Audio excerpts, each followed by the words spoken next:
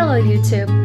So you've learned how to make Blackwork embroidery and now you're interested in trying to create your own historical pattern but maybe don't know where to start? Let me show you how. First you need to find historical Blackwork embroidery designs. Here are some examples. Then decide which pieces of different designs that you would like and which designs work well with each other. Also decide what the exact item is that you will be embroidering, like a cuff versus a sleeve, to determine the size needed for your pattern.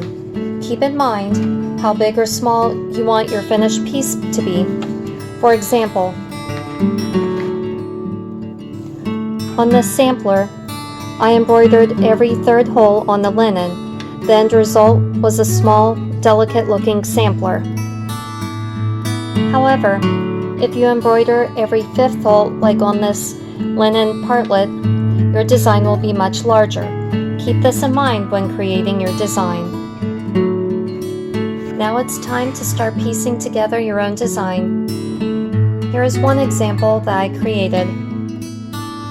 I combined the pattern from the collar of James Stuart, the Earl of Murray, and I combined it with the collar belonging to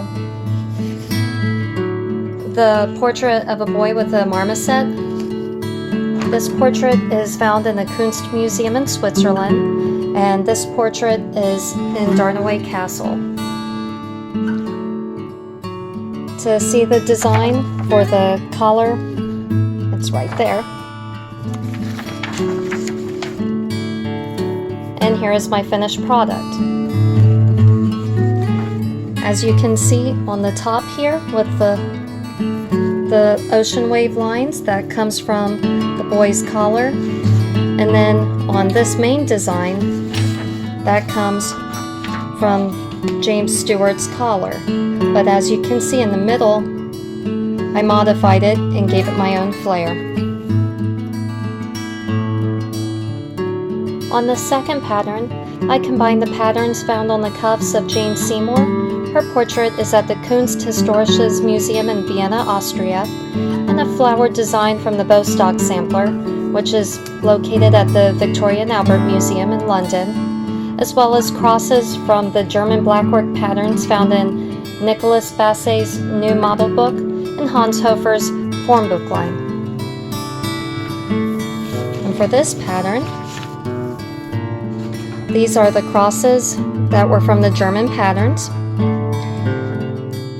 The zigzag with the crosses comes from Jane Seymour's pattern on her cuffs, and the flower comes from the Bostock sampler. One recommendation is to learn as much as you can about the pattern, where it came from, and the time frame from when it existed. For example, these designs here, these three, all belong to the Jane Bostock sampler from 1598. This portrait, which if you look closely has blackwork on the collar, this comes from Sir Thomas More and his family, and this is up at the Nostell Priory and the National Trust collection. Here's an up close of the blackwork. So that would be from approximately the 1530s in England.